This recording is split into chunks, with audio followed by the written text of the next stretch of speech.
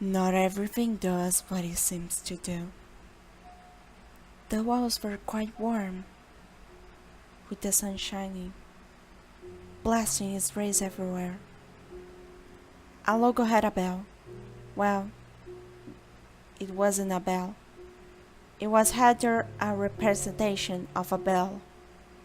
Like other individuals of its race, it didn't have a name. However, it belonged to Glenn William Bell. If this representation had a feeling, it would wonder why did its dead owner have a name, and it did not. A little innocent sister was sitting on the small, rather empty restaurant, touching the warm, heated glass. Her delicate fingers were weakly poking the non-crystalline material to call the attention of a beautiful Ulysses butterfly, whose wings were relaxed, and his abnormal face was just observing the flowers that were sitting next to the clean, amorphous solid. Lily Zwingli, the representation of Liechtenstein, was sitting inside Taco Bell, admiring the butterflies outside of a window. I had a simple version of the first paragraph. Bash Zwingli, Switzerland, came with two minimalistic, that's how he and his sister call it, tacos, and a piece of chocolate cake. But of the tacos were small, and they didn't have the typical feeling a Taco Bell taco had, so big that it seemed to want to explode. More salad than meat, with no sauces, mainly lettuce and some pieces of tomatoes. The older brother made sure he didn't forget the remedies for stomach gases, decreased them to a minimum. Liechtenstein looked at the taco briefly before eating it, munched them multiple times, at least more than 20. Etiquette rules from Bash. After an hour and a half or so, when both siblings finished their meal at the seemingly utopic city of Zurich, Lily felt her left hand touch a strange object, in which her big, doll-like green eyes didn't see before, while she was waiting for her brother to return from the restroom, simply washing his hands and taking the medicine. At the first moment to recently turned teenager girl, it felt like an iron-like object. When the hand finally picked it up and she really sees what it was, an RPG-ish image popped up inside her mind, and it felt like a voice from the imaginary text was saying, "You pick up a little bell that your left hand felt. Swing it? Yes? No."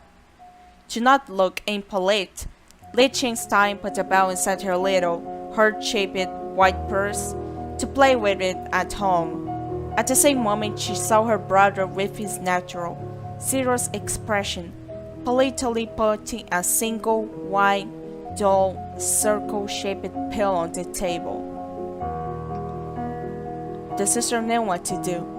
Consciously, she did want to drink the pill, since it's for the sake of her. Subconsciously, she didn't, as it was a bit large and had a very, very bitter taste. Going to the fancy look bathroom, grabbing her tiny water bottle, before actually committing the actual drink of the pill, a little, useless memory that would be forgotten soon. According to her young mind, her own eyes stared at the mirror in front of her. She always found mirrors fascinating. Just a reflection, according to Switzerland, but for the microstate, a simple reflection could return memories, traumata, and thoughts to your mind. Just a single glance at the young color of your eye would already bring thoughts. Just looking at your eyelashes could bring traumatic memories, if you had some. Situations where you broke your favorite toy, or more serious ones, when your friend or one of your parents died. Reminder of how you looked at the mirror and your eyelashes were soaking wet with salty tears. They were salty as a typical seawater. The tongue just tasting one could slightly bring hunger. A simple reflection of something could bring up memories. Even the reflection of a pimple on your face could bring up thoughts. God did such a good, complex job on the making of the world and in the universe. Lily sometimes thinks he was surprised that the human race that was made as a simple, ignorant primate, similar to the common chimpanzee, turned out to be rational. However, he knows that it will take billions of years for them to reach perfection. All the thoughts inside the 13-year-old's mind stopped. They simply stopped out of nowhere. It was more or less a reminder to take the pills. Holding her nose, the teenage micro-snake's tongue seemed to burn by just touching the surface of the convex-shaped circle. To get rid of that horrible feeling, she took multiple gulps of water, carefully holding the bottle to not spill on her red dress. The colorless, different fluid made a relief to her, despite still having that black coffee-like taste on the final part of her tongue, the very area which is specialized in bitter taste. Thinking of tasting buds, it just brought the memory of her older brother's mouth exam, revealing that he was a hypotaster, under, less than normal, deficient.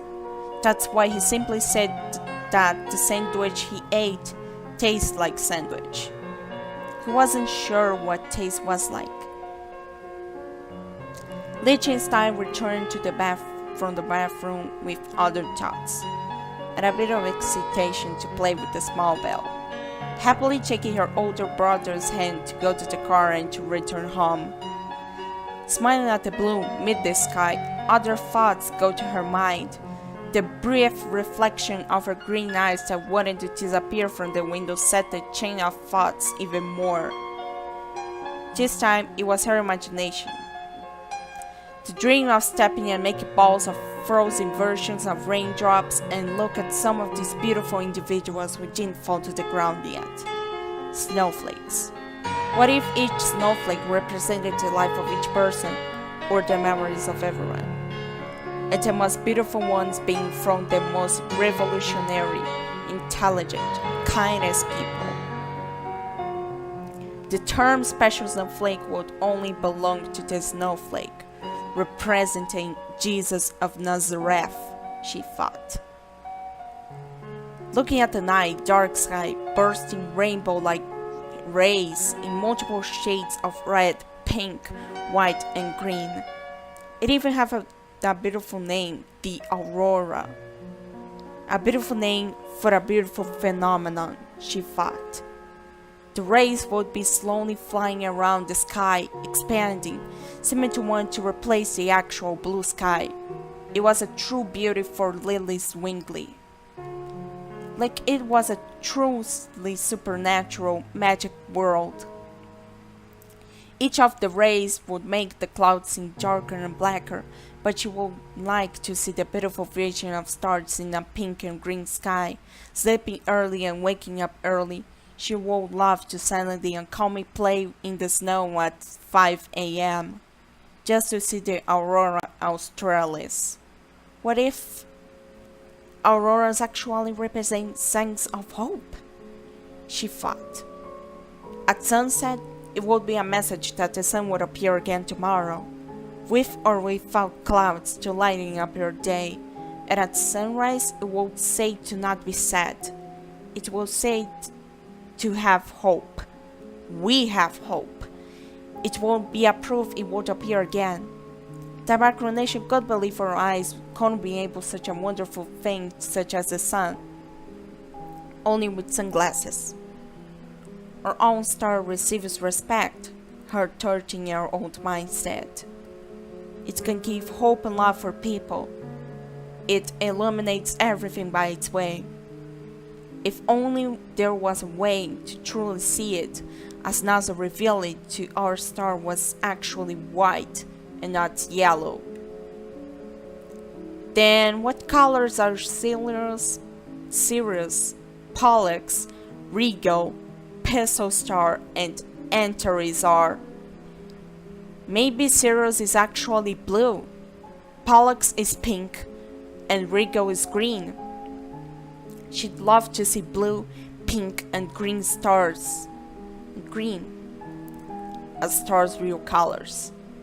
The thoughts, unlike last time, stopped voluntarily, with her brother saying their hum. Leah changed side opens the purse and holds the bell with her right hand, walking to her bedroom. Curious of hearing how it sounded like, her index and thumb fingers swung it, and it made little, high-pitched noises indicating the conflict between the clapper and the ball. Each vibration reminded her of Celine herself and children in general, because it was so high-pitched and childish sounding. Dang. Each of them could relax any minds, she thought. Each vibration. The little sister decided to walk towards Bash and show the little gift she found herself. Bash, look what I found at the restaurant. The brother, sweeping the floor of the living room, saw the little thing she recently got fascinated over. His eyes widened a bit, probably because of how surprisingly polished, clean it was, and its golden color was shiny, clearly making the object look like it was finishing just a few hours ago. Suddenly his ears heard his little sister swing it about to show how it sounded like. At the first moment his ears captured the sound. Nothing happened to his mind. But seconds after she finished swinging, a strange thought appeared on his ancient mind. Deja vu. He wasn't sure if he experienced that. In fact, he was sure it never happened to him before. I thought that feature itself was blank, all white, no sound, nothing. Just a white background. Then an object popped up, an upside-down bell swinging like you actually love it to swing. Its ball was very deformed and looked like it was modeled by a beginner. It was made of crystal. Every single segment of the bell was made of crystal.